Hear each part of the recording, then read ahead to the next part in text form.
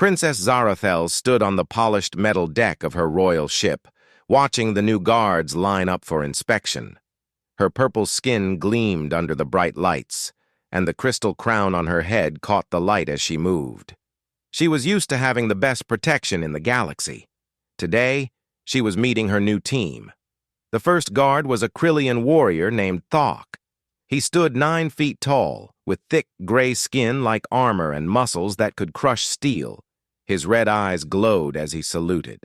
Next was Vera, a Thaxian sentinel covered in natural bone plates that could stop laser blasts. Her 4 arms each held a different weapon. Then came Zix, a Zephyrian hunter whose snake-like body could move faster than most eyes could follow. At the end of the line stood someone who looked very different. Marcus Chen wore a simple gray uniform with no armor or fancy weapons. He was human, about 6 feet tall with dark hair and brown eyes. The princess had heard about humans. They were new to the galaxy, having just figured out faster-than-light travel a few years ago. Most aliens thought they were weak and primitive. "This is your new team," announced Captain Thok, his deep voice rumbling like thunder. "We have been chosen to protect Princess Zarathel during her diplomatic missions." He gestured toward Marcus. "The human is here as a trainee observer, part of some cultural exchange program." Zarathel studied Marcus carefully. He looked so ordinary compared to the others. No claws, no natural armor, no enhanced muscles. Just a regular-looking person taking notes on a paper pad. How primitive, she thought.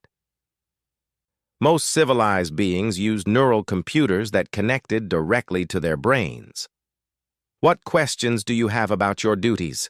the princess asked, mostly curious about what the human would say. Marcus raised his hand politely. "Your Highness, I was wondering about the local wildlife protocols on the planets we'll be visiting. Are there any dangerous animals I should know about?" The other guards laughed. Vera's bone plates clicked together as her body shook with amusement. "Dangerous animals?" she said. "Human, we are the dangerous animals. No creature in the galaxy would dare attack this team." Zix's snake-like head bobbed in agreement. "Small human, probably never seen real predator before. Earth must be very safe planet." Marcus nodded and made more notes on his paper pad.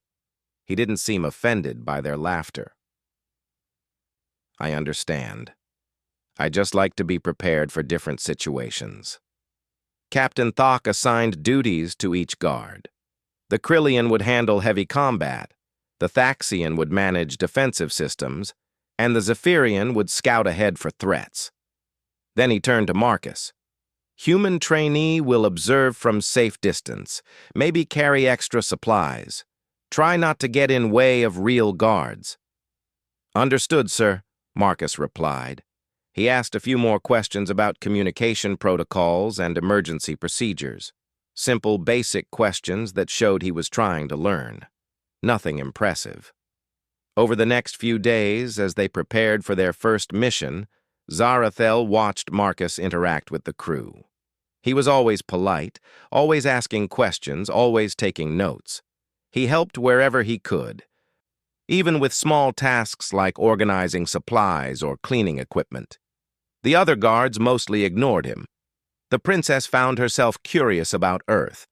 According to the Galactic database, it was classified as a garden world. Pleasant climate, abundant water, diverse life forms. It sounded nice and peaceful. No wonder humans seemed so gentle and unprepared for the dangers of space. Their first mission was simple. They would escort Zarathel to Nexus Station, a huge space hub where different alien species met for trade and diplomacy. She would attend cultural meetings and sign some basic treaties. The most dangerous thing they expected to encounter was boring speeches and bad food. Marcus spent time studying the mission briefings, reading about Nexus Station's layout and security procedures. He asked the ship's computer about the different alien species they might meet. Always learning, always curious. The princess thought it was somewhat endearing, like watching a child discover the galaxy for the first time. "Tell me about your home world," she asked him one day as they traveled through hyperspace. She was genuinely interested in understanding human culture. Marcus smiled, the first real expression of emotion she had seen from him. "Earth is beautiful, Your Highness. Lots of different environments, mountains, oceans, forests, deserts. The wildlife is amazing. We have everything from tiny insects to massive whales in the ocean." "Sounds peaceful," Zarathel said. "It can be," Marcus replied, making another note in his pad. "You just have to know what to watch out for." Something in his tone made her pause. But before she could ask what he meant, Captain Thok announced they would arrive at Nexus Station in 2 days. The mission was proceeding smoothly. As Zarathel prepared for sleep that night, she felt confident about the journey ahead. Her guards were the best in the galaxy, trained to handle any threat. Even the human trainees seemed harmless and eager to help. What could possibly go wrong on such a simple diplomatic mission? The princess had no way of knowing that their peaceful journey was about to take a very different turn. Deep in space, a research ship was sending out a desperate distress signal, and the creature aboard that ship was unlike anything her elite guards had ever faced before. The alarm woke everyone on the ship. Zarathel rushed to the bridge, still wearing her sleeping robes. Red warning lights flashed everywhere, and the ship's computer was speaking in urgent tones. "Distress signal detected," announced the navigation officer. "Research vessel Scientific Hope, requesting immediate assistance. Multiple casualties reported." Captain Thok studied the incoming message, his red eyes glowing brighter with concern. "They were studying something called a shadow maw. The creature has escaped containment and killed most of the crew." Zarathel felt a chill run through her purple skin. She had heard of shadow maws before. They came from Zerion Prime, one of the most dangerous planets in the galaxy. These creatures were living nightmares, intelligent, deadly, and nearly impossible to stop once they started hunting. "We should contact the nearest military base," suggested Vera, her bone plates clicking nervously. "This is not a job for a diplomatic mission." But Zarathel was already making her decision. "No, people are dying right now. We cannot wait for military ships to arrive. We have the best guards in the galaxy. We will help them." Marcus looked up from his notes. "Your Highness, what exactly is a shadow maw?" Zix's snake-like body coiled tighter as he explained. "Death incarnate, small human. 12 feet of pure killing machine. They can change color to become invisible, move silent like shadow, and smart enough to set traps. One shadow maw can hunt down entire ship crew. Their claws can cut through steel," added Vera. "Their bite injects paralyzing poison, and they enjoy the hunt. They play with their prey before killing." Marcus made more notes, asking simple questions about the creature's size, speed, and hunting patterns. He seemed more curious than afraid. The princess found his calmness unusual. Most beings showed at least some fear when hearing about shadow maws. 2 hours later, their ship docked with the research vessel. The moment the airlock opened, they could smell death. The corridors were dark, emergency lighting casting strange shadows on the walls. Scratch marks covered the metal surfaces, deep gouges that looked like claw marks. Captain Thok took the lead, his heavy footsteps echoing in the empty hallways. Vera followed, weapons ready in all 4 arms. Zix slithered along the ceiling, using his enhanced vision to scout ahead. Marcus walked at the back, still taking notes and observing everything. They found the first body in the main laboratory. Dr. Kellen, the research team leader, had been torn apart. The sight made even the experienced guards pause. Vera's bone plates rattled with stress, and Zix's scales changed color rapidly, a sign of extreme anxiety in his species. "Look at the positioning," Marcus said quietly, studying the scene. "The creature attacked from above used the victim's blind spot. Very efficient." The others stared at him. While they were fighting back revulsion at the gruesome sight, the human was analyzing it like a puzzle. His heart rate hadn't increased. His breathing stayed calm. Princess Zarathel found this both impressive and slightly disturbing. They moved deeper into the ship, finding more evidence of the creature's hunt. Bodies were positioned in ways that told a story. The Shadow Maw had been stalking the crew for hours, picking them off one by one. It had used the ship's own systems against them, cutting power to certain sections and forcing the humans to move into darker areas. "It's playing with them," Thok growled, his massive fists clenched. "This creature enjoys killing." Marcus examined the claw marks on the walls, running his fingers along the deep scratches. "It's marking territory, showing dominance. The pattern suggests it's trying to drive the remaining survivors toward the cargo bay." "How can you tell all that?" Zarathel asked. "Just basic tracking skills, Your Highness. You learn to read signs when you grow up in the wilderness." Before anyone could ask more questions, the ship's lights went out completely. Emergency power kicked in a moment later, but now they were in the red-tinted glow of backup lighting. Somewhere in the darkness, something moved. The sound came from everywhere and nowhere, a soft scraping like claws on metal. Then silence. The guards formed a protective circle around the princess, weapons powered up and ready. Marcus stood slightly apart from the group, head tilted as if listening to something the others couldn't hear. "It's watching us," Vera whispered, her forearms trembling slightly. "Where?" Thok demanded, scanning the shadows with his enhanced vision. "Everywhere," Zix replied, his scales now pure white with fear. Marcus suddenly spoke in a normal voice, not whispering like the others. "Your Highness, when I was young, my grandfather taught me about hunting dangerous animals. He always said the most important thing is to understand what you're really dealing with." "What do you mean?" Zarathel asked, confused by the seemingly random comment. "Well," Marcus continued, still calm despite the growing tension, "sometimes what looks like a monster is just an animal following its instincts, and sometimes an animal realizes it's not the biggest predator in the area." A shadow moved across the far wall, then another. The Shadow Maw was circling them, using its camouflage to stay hidden while it studied its new prey. Princess Zarathel could feel her royal composure starting to crack. This creature had killed an entire research team. What chance did they have? The attack came without warning. A blur of motion dropped from the ceiling, razor-sharp claws extended, heading straight for what it perceived as the weakest member of the group. The unarmored human who had been standing slightly apart from the others. But as the Shadow Maw fell toward Marcus, Princess Zarathel noticed something strange. The human wasn't running or screaming or freezing in terror like most prey species would. Instead, he was turning toward the attack, his hand moving to the simple knife at his belt.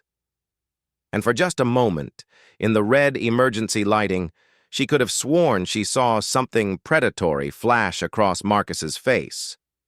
Time seemed to slow down as the Shadow Maw dropped toward Marcus. Princess Zarathel watched in horror, expecting to see the human torn apart in seconds. The creature was a blur of dark muscle and gleaming claws, moving faster than her eyes could follow. But Marcus moved too. He stepped sideways at the exact right moment, smooth and fluid like water flowing around a rock. The Shadow Maw's claws whistled through empty air where his head had been a split second before. In the same motion, Marcus drew his knife, just a simple piece of sharpened steel, nothing fancy or high-tech. The princess blinked, trying to understand what she was seeing. The human hadn't used any cybernetic enhancements or powered armor. He had just moved like he knew exactly where the attack would come from. How was that possible? The Shadow Maw landed in a crouch, its 12-foot frame coiled and ready for another strike. Its adaptive camouflage flickered between colors as it processed this unexpected development. For a moment, predator and human faced each other in the red emergency lighting. Then something impossible happened. The Shadow Maw's posture changed. The aggressive hunter's stance melted away, replaced by something Princess Zarathel had never seen before in her studies of the species. The creature's head lowered slightly, its claws retracted, its body language shifted from attack mode to something that looked almost like submission. "What's happening?" Vera whispered, her four arms still holding weapons, but no longer pointing them at the creature. The Shadow Maw's eyes, intelligent, calculating eyes that had never shown fear in any documented encounter, were locked on Marcus. And in those alien pupils, Zarathel saw something that made her question everything she thought she knew about galactic predator hierarchy. The creature was afraid. Marcus took a slow step forward. Not threatening, not aggressive, just a calm, deliberate movement. The Shadow Maw immediately backed away, its powerful muscles tensed not for attack but for escape. The galaxy's most feared natural hunter was retreating from an unarmored human with a steel knife. "Easy now," Marcus said quietly, his voice carrying a tone Zarathel had never heard before. It wasn't the polite, curious trainee who had been taking notes. This voice had weight to it, authority that seemed to reach into something primal in the Shadow Maw's brain. Captain Thok's weapons powered down automatically as his enhanced vision systems registered what was happening. "Impossible," he rumbled. "Shadow Maws do not retreat. They do not show submission. They are apex predators." Marcus glanced back at the group, and for a moment the princess saw something in his brown eyes that made her primitive brain scream warnings. It was there and gone so quickly she almost missed it, a cold, calculating look that belonged on the face of something that had never been prey to anything. "It's just recognizing the situation," Marcus said, his tone returning to normal. "Animals are pretty good at reading body language and threat assessment." The Shadow Maw continued backing away, its camouflage now flickering rapidly between colors, a sign of extreme stress. Every instinct in its predator brain was telling it to flee, even though nothing had actually threatened it. The creature's advanced pattern recognition systems were processing information that didn't make sense according to its evolutionary programming. This human should have been easy prey. Small, unarmored, no visible enhancements. But something in the way he moved, the way he held himself, the complete absence of fear in his scent and body language, was triggering warnings that bypassed rational thought. Zix's snake-like body had gone completely rigid, his scales cycling through colors at a rate that indicated panic. "This is not possible," he hissed. "The human has no weapons that could harm a Shadow Maw, no armor to protect him. Why does the creature flee?" Princess Zarathel was asking herself the same question. In all her studies of xenobiology, she had never seen an apex predator react this way to what should have been helpless prey. The Shadow Maw's behavior was beyond unusual. It was completely unprecedented. Marcus took another step forward and the creature flinched. Actually flinched, like a nervous animal confronted by something far larger and more dangerous than itself. The Shadow Maw's head swiveled back and forth, looking for escape routes, its breathing rapid and shallow. "I don't understand what's happening," Zarathel said, her voice barely above a whisper. "The creature is displaying classic submission behaviors," Vera observed, her scientific training overriding her shock. "But to what? The human shows no signs of enhanced strength, speed, or weaponry that could justify such a response." Marcus shrugged as if the situation was perfectly normal. Sometimes it's not about size or weapons. Sometimes it's just about understanding your place in the food chain. The Shadow Maw's retreat became more urgent. It backed toward an open ventilation shaft, its movements becoming less coordinated as panic overtook its usual predatory grace. The creature that had systematically hunted down an entire research crew was fleeing from a single human who hadn't even raised his voice. "Stay safe," Marcus said, almost casually, as if he was talking to a nervous pet. That was apparently too much for the Shadow Maw's stressed mind to handle. The creature turned and fled, squeezing its 12-foot frame through the ventilation shaft with desperate speed. They could hear it moving through the ship's ductwork, heading rapidly away from their location. The ship's computer detected the creature's movement and tracked its path. "Shadow Maw specimen approaching emergency escape pod bay," it announced. "Pod launch detected. Creature has left the vessel." Complete silence fell over the group. Princess Zarathel stared at Marcus, who was calmly putting his knife back in its sheath. The other guards looked like they had just witnessed something that violated the fundamental laws of nature. "It's gone?" Thok asked. His massive frame still tense for battle. "Fled the ship entirely," the computer confirmed. "Escape pod is moving away at maximum speed." Marcus made a note on his paper pad. "Interesting behavior pattern. The creature abandoned its hunting ground entirely rather than risk another encounter." Zarathel felt like the world had shifted beneath her feet. Everything she thought she knew about predators, about humans, about the natural order of the galaxy was suddenly in question. The meek trainee who had been taking notes and asking polite questions had just made the galaxy's most feared hunter flee in terror. And he was acting like it was the most normal thing in the world. After they secured the research ship and helped the 3 surviving crew members, Princess Zarathel couldn't stop thinking about what she had witnessed. They were back on her royal ship, heading toward Nexus Station, but the comfortable routine of the journey felt different now. She found Marcus in the observation deck, still taking notes and looking out at the stars. For the first time since meeting him, she felt nervous approaching the human trainee. "Marcus," she said, trying to keep her voice steady. "I need to understand what happened back there." He looked up from his notes with the same polite expression he always wore.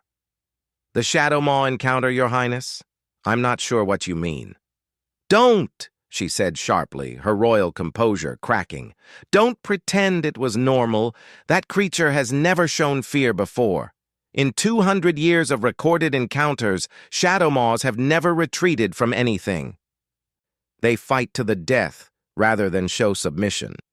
Marcus set down his notebook and gave her his full attention. "Your Highness, I really don't think I did anything special. The creature just recognized the situation and made a smart choice." "What situation?" Zarathel demanded. "You had a knife, a piece of metal. It had claws that could cut through starship armor. It was faster, stronger, and bigger than you in every possible way." "Size isn't everything," Marcus replied calmly. "My grandfather used to say that the most dangerous predator isn't always the biggest one." Something in his tone made her pause. "Tell me about your grandfather." Marcus smiled, a genuine expression that somehow made him look more dangerous instead of friendlier. "He was a hunter back on Earth, lived in the wilderness, tracked dangerous animals. He taught me a lot about reading animal behavior and understanding predator instincts." "What kind of dangerous animals?" Zarathel asked, though she was beginning to suspect she didn't want to know the answer. "Oh, the usual stuff. Bears, wolves, big cats, venomous snakes, crocodiles, nothing too exciting." The princess felt her world shifting again. She accessed her personal computer and pulled up Earth's xenobiological classification. What she saw made her stumble backward.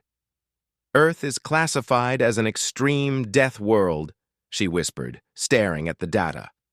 "Class Duthede environmental hazard rating. The survival rate for non-native species is less than 1%.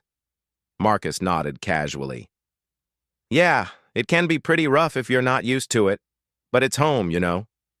Zarathel read more of the report, her horror growing with each line. The planet was filled with creatures that would be considered nightmare monsters on most civilized worlds. Predators with bite forces that could crush bones, venomous creatures whose toxins could kill in minutes, and environmental hazards that regularly wiped out entire ecosystems. "You grew up there," she said, not really asking. Sure. Most kids do some camping and hiking. You learn to avoid the dangerous stuff pretty early. Black bears aren't too bad if you know how to handle them.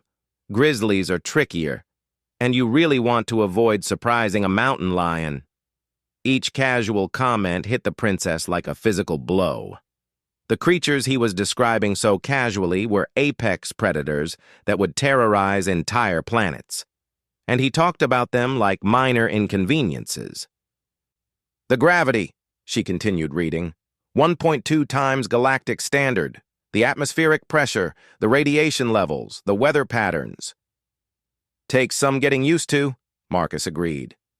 I've been having to dial down my exercise routine since joining the crew. Don't want to accidentally hurt anyone during training. Captain Thok chose that moment to enter the observation deck. Princess, we need to discuss security protocols for Nexus Station.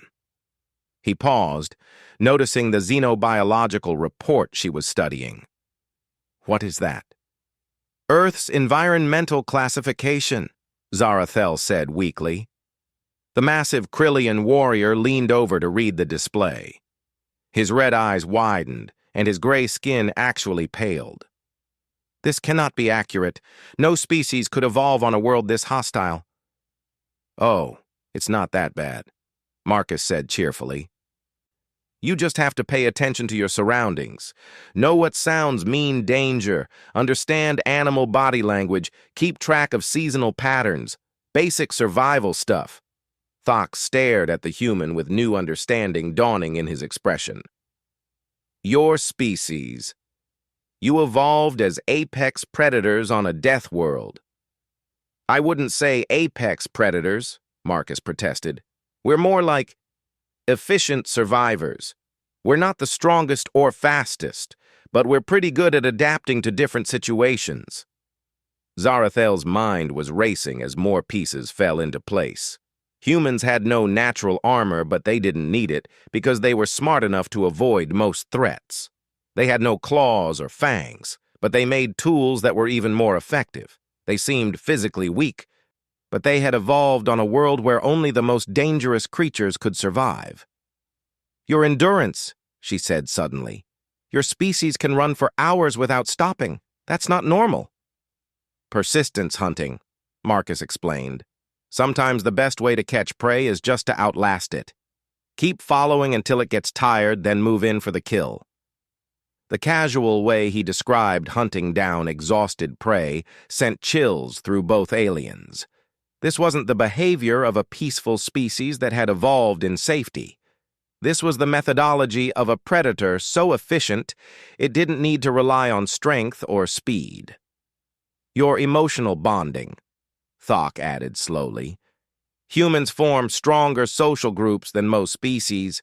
Pack hunting behavior. Marcus nodded. Yeah, teamwork is pretty important. Humans have always been social creatures. We take care of our own. What he described as taking care of their own sounded to the aliens like the protective instincts of a species that had fought off countless threats through coordinated group tactics. The same mechanisms that made humans seem friendly and cooperative also made them incredibly dangerous when their pack was threatened. Princess Zarathel thought about the other human behaviors she had observed. Their curiosity about everything around them wasn't innocent wonder. It was the constant information gathering of a species that survived by understanding their environment better than anything else. Their tendency to ask questions and take notes wasn't academic interest. It was threat assessment and tactical planning.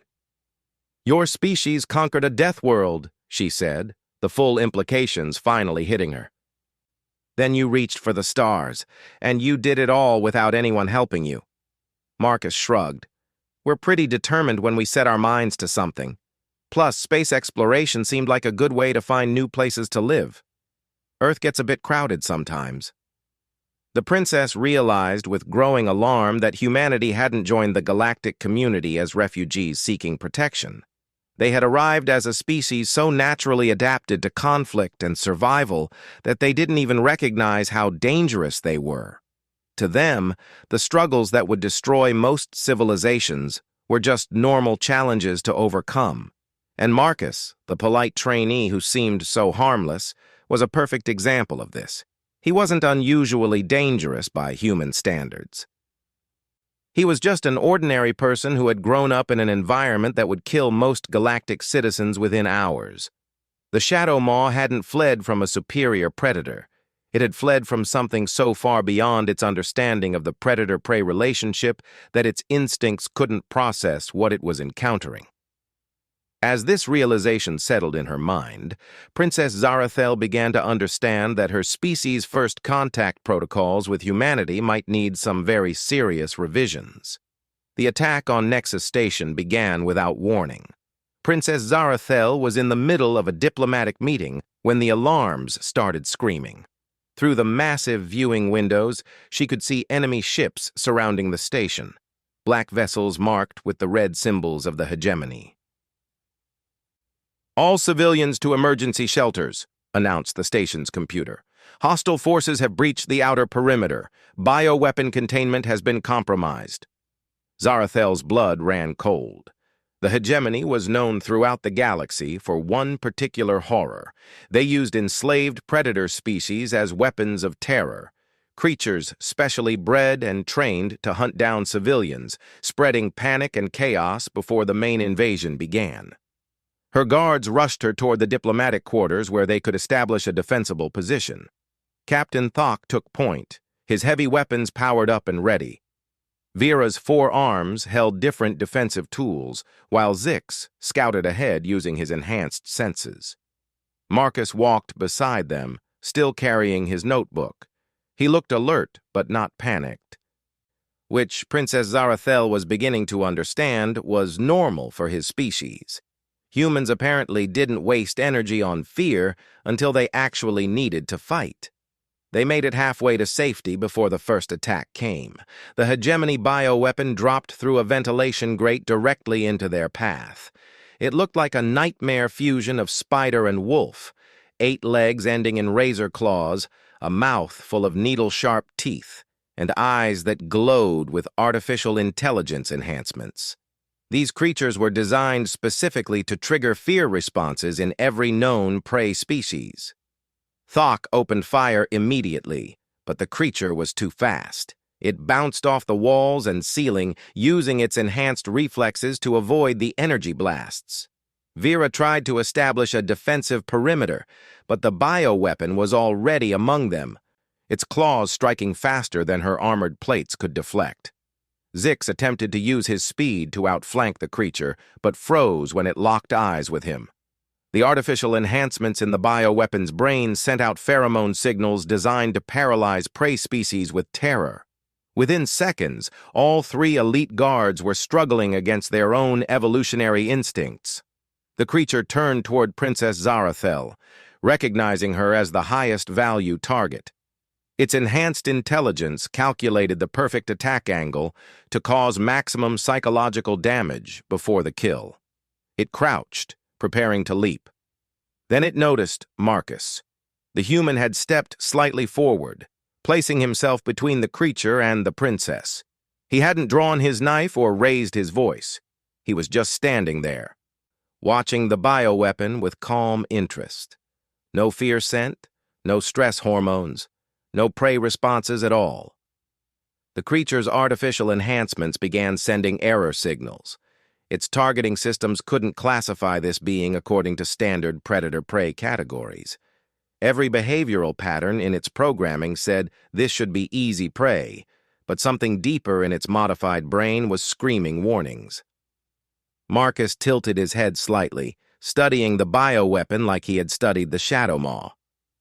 "Interesting design," he said conversationally. "Enhanced reflexes, artificial intelligence augmentation, probably some pain resistance modifications, but the base creature is still just following its programming."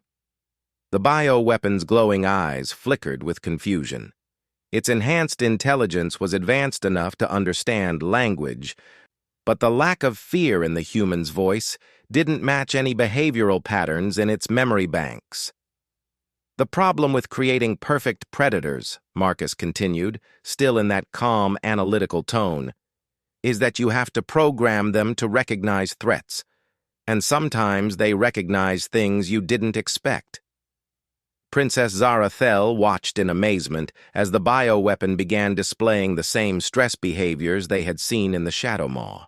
Its aggressive posture shifted to uncertainty, then to something approaching panic. The creature that had been designed to terrorize entire space stations was backing away from one unarmored human. Word began to spread through the station's communication systems. Other bioweapons throughout Nexus Station were exhibiting similar behavior. Wherever humans were present, the hegemony's terror weapons were fleeing instead of attacking. The invasion plan was falling apart as their primary weapons abandoned their missions. Marcus pulled out his notebook and made a quick entry. Fascinating. The artificial enhancements actually make them more susceptible to the threat recognition response. Their enhanced intelligence processes the danger signals more efficiently than natural instincts would. The bioweapon in front of them turned and fled, scrambling back through the ventilation system at maximum speed. Throughout the station, similar scenes were playing out. Terror weapons bred specifically to hunt civilians were retreating from maintenance workers, shopkeepers, and tourists. Anyone who happened to be human. Captain Thok slowly lowered his weapons, staring at Marcus with something approaching awe. The invasion is failing. Their bioweapons are refusing to fight. Makes sense, Marcus replied, putting away his notebook. Any predator species, natural or artificial, is going to have some kind of threat assessment system. If they encounter something that registers as more dangerous than themselves, the smart move is to retreat and find easier prey. Princess Zarathel felt the final pieces of understanding click into place in her mind. The humans hadn't just survived on a death world, they had become something so inherently dangerous that other predator species recognized them as apex threats on an instinctual level. The hegemony's bioweapons were designed to be perfect hunting machines, enhanced with artificial intelligence and modified instincts. But their creators had made one critical error. They had based their programming on the assumption that they would be the most dangerous predators in any given environment. When faced with humans, beings who had evolved on a world where being the most dangerous predator was a requirement for survival, the bioweapon's own enhanced survival instincts told them to flee rather than risk confrontation with something higher up the food chain. The station's defense systems began reporting good news. Hegemony forces were retreating throughout the facility as their primary weapons abandoned their positions. The invasion fleet was pulling back, apparently confused by the complete failure of their terror tactics.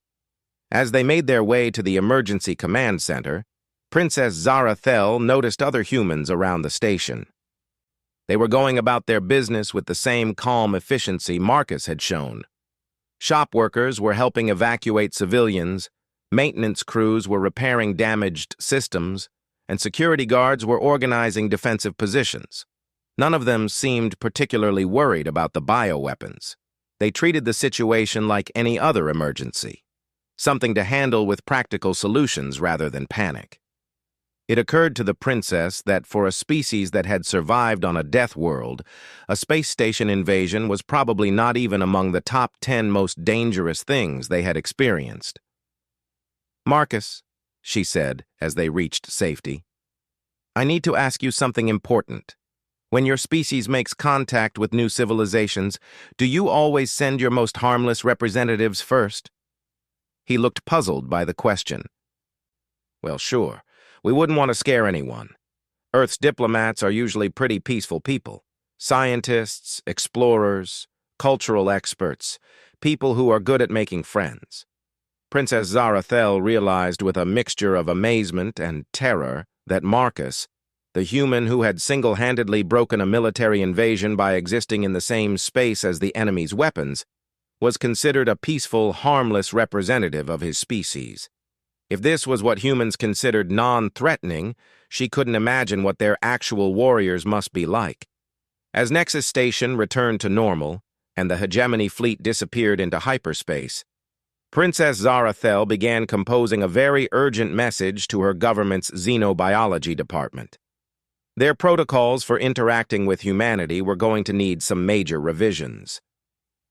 The galaxy had just welcomed its newest member species, and that species turned out to be something far more significant than anyone had realized. Not another prey race seeking protection among the civilized worlds, but apex predators so evolved for survival that they made other apex predators flee on sight. Marcus was already back to taking notes about station architecture and asking questions about Nexus trade protocols. Just another day for humanity's harmless cultural exchange program.